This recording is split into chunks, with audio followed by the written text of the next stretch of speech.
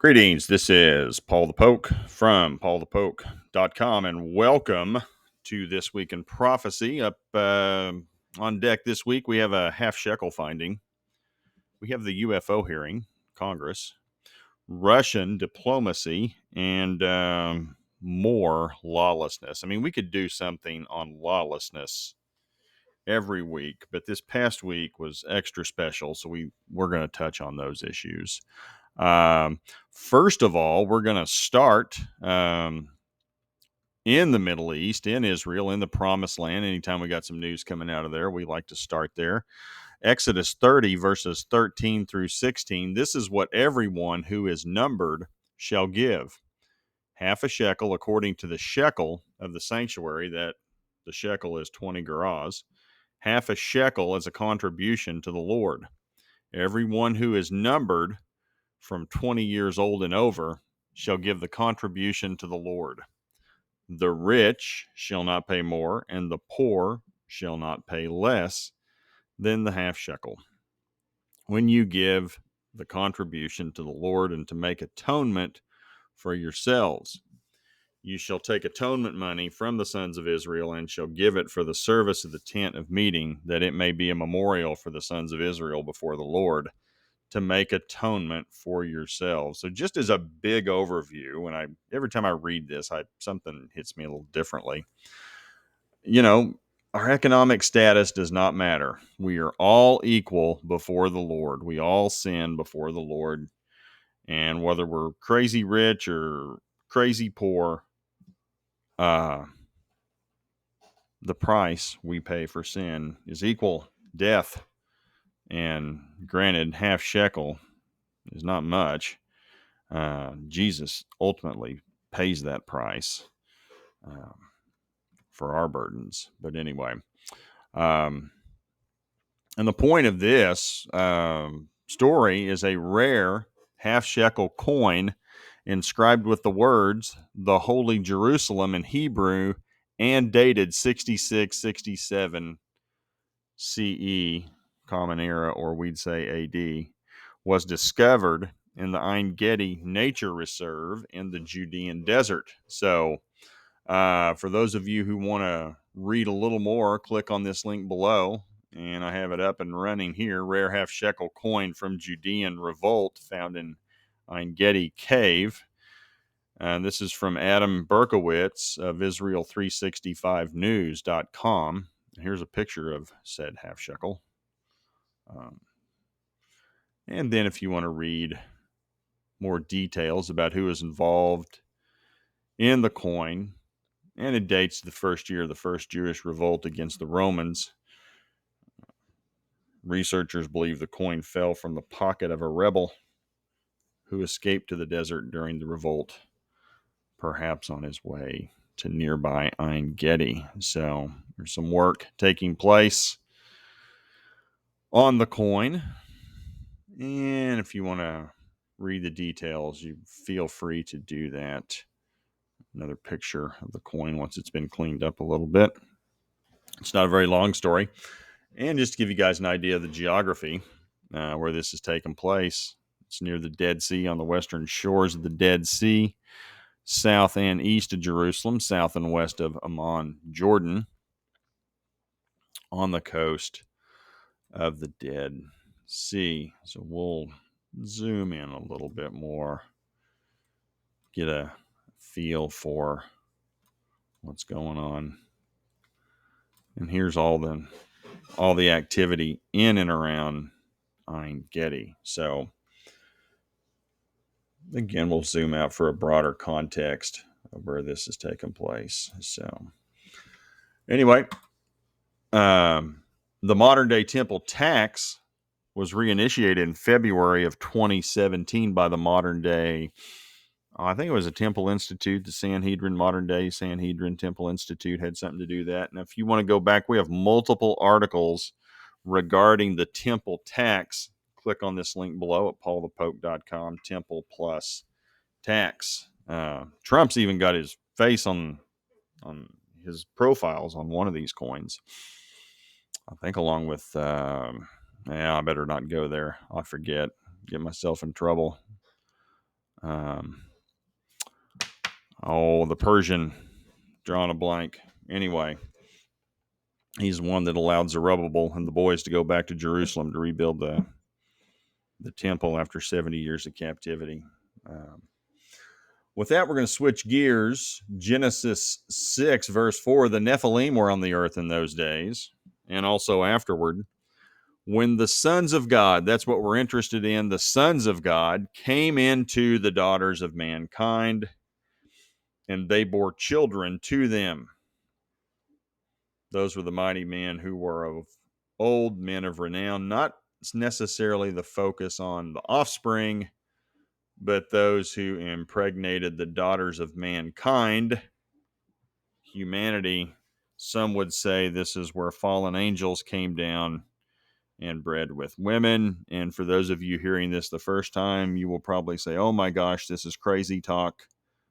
I don't believe it. That's fine. It says what it says. Also, the book of Enoch goes into this into some detail as well. But that's essentially those who fell away from God in their habitation in heaven, decided to come down to earth and mingle with the ladies, shall we say. Well, anyway, some would say aliens are fallen angels is the connection, which leads us to July 26, 2023, Washington, D.C., the House Subcommittee on National Security, the Border and Foreign Affairs hosted a discussion, unidentified anomalous phenomena, implications on national security, public safety, and government transparency. Of course, yes. Nothing's transparent like the United States government. I love the transparency coming from our officials up there in D.C. I do want to point something out to the title, unidentified anomalous. It used to be unidentified aerial. Now it's anomalous. And the reason it is anomalous because some of these vehicles have been seen in the oceans and they're not having any problem navigating underwater. Hit the highlights of this. There's discussion about non-human biologics. So aliens, as we would call them. Government dresses it up. Non-human biologics or just biologics. We're trying to reverse engineer some of these crafts. We have some apparently in our possession. Some have crashed. We've taken some things. Apparently, we've had some of these beings talk to them, allegedly. Had interactions with them militarily. And there's all kinds of stuff. This was over 2 hours old, or 2 hours long. And for those who missed the UFO hearings held today in Congress, here is the full video. You can bookmark it to watch later or stream it right here. And it's over 2 hours. So it does take some time. Full disclosure, I did not listen to every single second of this, but I did try to pick up as much stuff as I could find, doing an overview or a review or an outline of what was discussed, who talked, who questions, what questions were asked, who some of the witnesses were. But you can click here, watch this. Again, it's over 2 hours.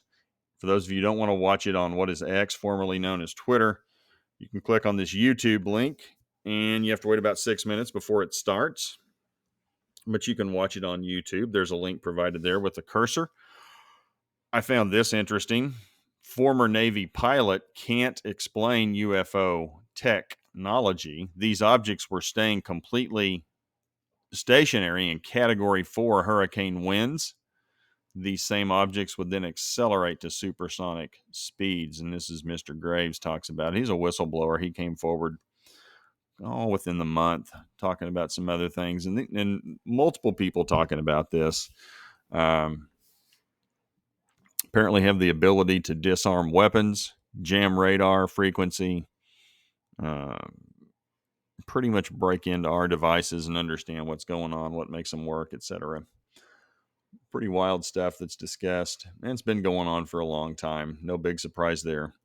And again, I go back to previous posts. It talks about God. God created all things whether here on earth or in the heavenlies. I mean, so Scripture does address it, and Jesus is clearly involved. Colossians involved in the creation of all things, said events, whether here on earth or in the heavenlies. So, your faith's going to be tested there. Did God make these beings too, if they exist? Some people believe they do exist. It'd be for you to decide. And did God really create everything? It's really heart of the matter. Now, I'm sure I suspect that someday these little beings will come forth and they will lecture us how they're here to save us and that they are beyond such superstitions for made up constructs like God. They're so smart and they will have blown past all those things. They don't need these superstitions like we simple humans do. I mean, you can just hear it now. What's coming? Um, that's going to be my guess. We'll see. I may be all wet there. Um, but it does look like that's something as a culture, as a people, we need to be prepared to deal with this for whatever reason. Disclosure of these things is taking place, and we may be even introduced to them publicly, formally at some point here, I would guess, in the relatively near future. But speculation on my point, take it or leave it. With that, we're going to transition to Ezekiel 38, verses 1 and 2, 5 and 6. And we're going to focus mostly on Russia and its relationship with what are African countries that are named in the Ezekiel prophecy scripture. Now, the word of the Lord came to me, saying, Son of man, set your face against Gog of the land of Magog, the prince of Rosh, Meshech, and Tubal, and prophesy against him. I'm going to skip a couple of verses. Persia, Ethiopia, and Libya are with them. Many people are with you. And it always kind of, when I read that, for whatever reason in my mind, I just thought about the two African countries. And, in light of several discussions with Checkmate, we've talked a lot about that. And he's really brought this out to my attention. Just the quote, many people are with you. Well, that's becoming that little phrase, many people are with you, is really expanding, because you think about the old Soviet bloc countries that spun off from what used to be the Soviet Union, all the Stan countries, Kazakhstan, and so forth. Russia has an agreement with those folks, Georgia, between the Caucasus, Azerbaijan, Ta- I struggle to say it, Tajikistan, Turkmenistan. I'm probably going to butcher a couple of those, but you get the point. Those folks in what would be the southeastern portion of the old Soviet Union, those countries spun away, claimed independence from the Soviet Union. Well, they're all getting back together. And I think that's part of the many people are with you. You can look at Iran, was ancient Persia, and all their proxy groups for terrorism, Hezbollah, um, and they're stationed all around the Arabian Peninsula, the Persian Gulf, and the Red Sea. And then now we just take a look at just Africa, Ethiopia, and Libya. Very active currently with Russia, and we're going to get there eventually. But Russia had a busy week. Ancient Magog, or modern day Russia. There was a trip to North Korea. The digital ruble is on the verge of being launched, or it has been launched. It depends on how you read or listen to the story that I'm going to show you. And Russia hosted the second Russian African summit in St. Petersburg. And I'm telling you, I think it was close to 34 countries in Africa made the trek to St. Petersburg, Russia for this summit. So everybody was pretty well represented. And we'll get to that, and I'll show you some of that in a little bit. But the thing that happened first on July 25th, Russian Defense Minister Shoigu arrived in North Korea. And this is from Global Military Info. Definitely a significant event. Now, this is propaganda. This is what the Russians and the North Koreans want us to see. There's a Defense Minister Shoigu and his North Korean counterparts. This happened under the cloak of darkness at night. And we have, there we go. Very official. We had the North Korean band out there playing. He, these two boys need to tense up a little bit, pay some respect to the situation. More North Korean soldiers. And we're going to close with this young lady. But there you go. There's your propaganda from these two. This is from Russia Times. So this is important. This is from the Russian government media mouthpiece. Ruble goes digital. Um, President Putin has signed a law that introduces a digital ruble. If you click on this, you go to the link. It's third form of Russian national currency. Of course, there's cash. And then you have your traditional payments. Now, this is going to be a digital ruble. It's going to be done on the blockchain. So, for those of you who are familiar with that, it'll be like um, Bitcoin. It's going to be sourced from the central bank of Russia. They say it'll be cheaper, cut down on costs. And the main thing is it's going to avoid the SWIFT payment system, which is the international payment system that the rest of the world uses for transactions around the globe. Well, the United States and the West has banned Russia, Iran, and others from participating in SWIFT. And so Russia and others have decided, you know what, we're going to do our own thing. So Russia's developed their digital ruble. And so if you accept the ruble, you can be involved in transactions through the Russian central bank and their blockchain technology. And then that way you can circumvent the West, and the West has no idea what's moving around. So there are lots of benefits to it from their standpoint. Of course, Russia is encouraging India and their digital currency, the rupee, and they're encouraging China and their digital currency, the yuan. So all of these, and these are all countries, of course, in the BRICS, which that's going to be coming up in about 2-3 weeks, 2.5 weeks now, where they're going to get together in South Africa, and then they're going to issue a common currency. The BRICS countries are going to issue their own common currency, something similar to like what Europe did with the euro. I don't know what they're going to call this currency, but it's going to be unveiled in steps. And a lot of it, frankly, is designed to just get away from the dollar denominated transactions around the globe. The United States dollar is the global reserve currency. These folks, the rest of the world, are tired of being manipulated by the dollar and our government manipulating it as a weapon. So they're going to form their own currency, have their own digital ruble. Of course, it's going to be safe, and that's what this guy's telling us. It's very safe. So join up and let's go to Russia and start paying with everything in rubles. But same idea, blockchain technology, and they're looking to bypass the dollar, ultimately crash, break down the dollar is the goal, and not be helden to the dollar. So it's about a 4-minute story. Click on this, listen to it. Might find it interesting, you might not. And then we'll close up with Russia. This is from this is a government um,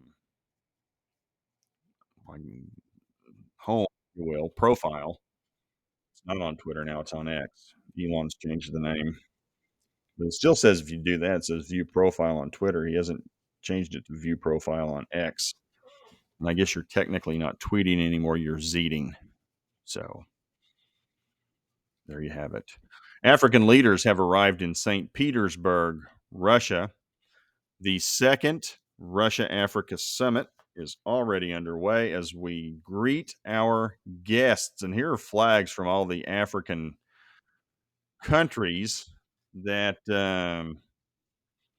have come to St. Petersburg. Here's some of the pictures. Here's what they want us to see.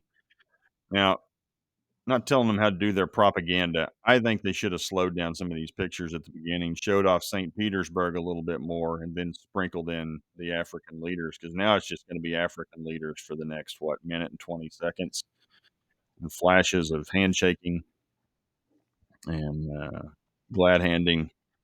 We're going to have some of these folks, they'll stop and you get to hear a sentence or two, but really not. It's just the same thing. A little disappointed. I was hoping they'd have a better propaganda game than what they're demonstrating here. But the point being, you can see how many countries have come together and view Russia as a source of stability and who they're going to turn to for leadership on the global stage. And they got the global, the BRICS currency coming out.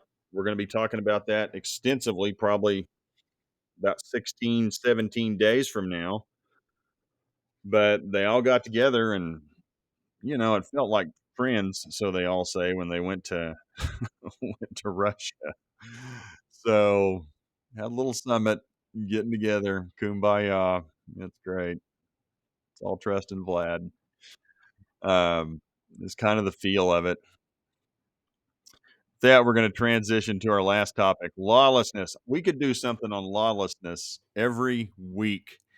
And we're going to read 1 Timothy 1, 8 through 11. There are all kinds of passages on lawlessness, lawless. I try to pick a different one every time. Now, for those of you who are new, and if you've managed to hang on this long, this will trigger some of you. There are some things that are not, they're not PC. They're not woke. God says what he says. Now, don't get mad at me. I didn't write this. I'm just the messenger. And if you are that upset with God, I would encourage you to approach him. Now we call it prayer. You can just talk to him. You don't have to call it prayer. Just call him out. And I mean, you tell him what you think about it, especially his word. And here is a shot of his word. Now we know that the law is good if one uses it legitimately. We realize that law is not enacted for the righteous, but for the lawless and rebellious, for the ungodly and sinful, for the unholy and profane, for killers of father or mother, for murderers, for the sexually immoral, for homosexuals, for slave traders and liars and perjurers, and for anyone else who is averse to sound teaching that agrees with the glorious gospel of the blessed God with which I have been entrusted. And that is the Apostle Paul, referring to himself. So yes, this is, and it's being defined what a sinner is in this verse, and this is what a lawless person engages in. And so we picked three three towns this week. We're going to start with Washington D.C. and we're going to take a look at Hunter Biden. Hunter, he had to show up in court, and he had some dockets. This is from the U.S. District Court for the District of Delaware. It's ordered that the defendant's release is subject to these conditions, must not violate any federal, state, local law. Hunter must cooperate in the collection of a DNA sample. The defendant, that'd be Hunter, must advise the court of pretrial services office or supervising officer in writing before making the change of residence or the telephone number. So don't go moving around. Don't go changing your phone number. And U.S. District Court, you must appear 844 North King Street, Wilmington, Delaware. Here's what else Hunter's told he can't do. We're just going to hit the check marks. I don't get this. Submit to supervision by and report for supervision to the Central District of California. And there's their phone number. I wonder how many phone numbers, I wonder how many calls this number's got, just since this was put out there on the World Wide Web, on X. Hunter must continue to actively seek employment. He must abide by the following restrictions: or personal association, residence, or travel. Communicate in writing all international travel plans, supporting documentation. He must not possess a firearm, destructive device, or weapon. Hunter may not use alcohol at all, not just a little, at all. No alcohol for Hunter. Not use or unlawfully possess a narcotic, drug, or controlled substance as defined by that statute, unless licensed by a prescribed medical practitioner. He has to submit to testing if required by pretrial services. Talks about all the different ways he can be tested: urine testing, sweat patch, remote alcohol testing system. And he may not obstruct, attempt to obstruct, or tamper with efficiency and accuracy of prohibited substance screening or testing. And participate in a program, inpatient or outpatient, substance abuse therapy and counseling. So it would appear he's been doing this. Otherwise, we would not need to go to counseling. Page 3, nothing there. And page 4, you are advised of the following penalties and sanctions. If you break it, $250,000 fine, up to 10 years in prison. Don't obstruct. All kinds of things he better not do, or he's going to be in trouble. And this is signed by Hunter and the Honorable Mary Ellen Noreika, United States District Judge. So there's one advantage. There's clearly, as the judge sees it, some potential lawlessness. Some would argue, hey, this dude's guilty, but we don't. He has his day in court, and he will have the opportunity for he will, if he's guilty, he will be found guilty. He is presumed innocent until proven guilty. And that cuts both ways, because with all the nonsense going on, we don't want to start this pattern and habit of assumed guilt and proven your innocence regardless of political affiliation. And that goes both ways. And I know there are plenty of Trumpkins out there who better understand that as well, because they're gunning for Trump. And they're going to say he's guilty and he's going to have to prove his innocence. Well, no, he's innocent of any charge until proven guilty. Well, the same goes for Hunter Biden. Need to get out of this rut of both political parties presuming guilt and having to prove innocence. It's not how it works. Let's get it straight. We're innocent until proven guilty. That's all I have to say about that. Go down. This happened a couple days ago in New York.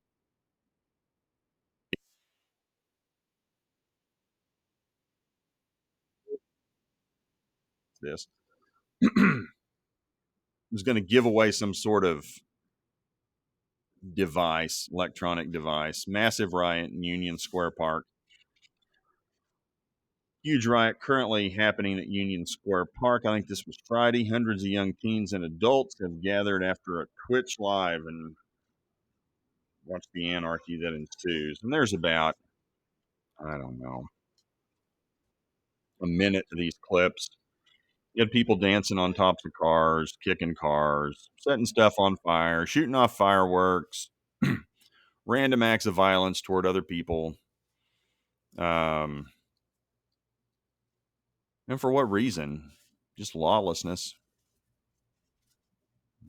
There you go. People filming. A couple people got shot. Speaking of shooting, let's go to San Francisco, California. Naked woman shooting off a gun on the Bay Bridge stopped traffic heading eastbound. There she is. She's just walking down the freeway naked with a pistol. Yep. Hey, look out. Just shooting. Eventually, as I understand it, she ran out of bullets. I don't think anybody was injured or hurt. Just driving down the freeway on your typical day in California. Gosh. So, we could do something on lawlessness pretty much every day, but I digress. So, appreciate you guys following along. If you would, please feel free to share with others at paulthepoke.com. And again, this is key categories. All these categories right here. Click on any of these, and we have articles, posts, videos going back, 13, 14 years now.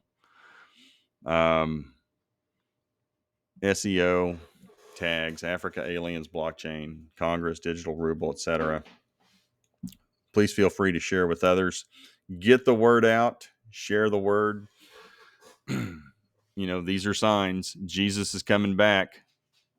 Better to know the Prince of Peace than to meet the Lion of the tribe of Judah. It's much easier right now to admit you're a sinner, that we all screw up. We all make mistakes. None of us are perfect. And I'm not talking about traffic tickets. And understand that his death, his shed blood paid the price. He paid the fine, if you will, for the crime. We did the crime. He paid the price. He paid the penalty. He took our place. He paid our death penalty. And the fact that he's coming back proves he has power over that. His resurrection, his return, when we are resurrected, the dead in Christ resurrected, and those who remain raptured, proves he has power over sin when we're all transformed and changed. He takes us.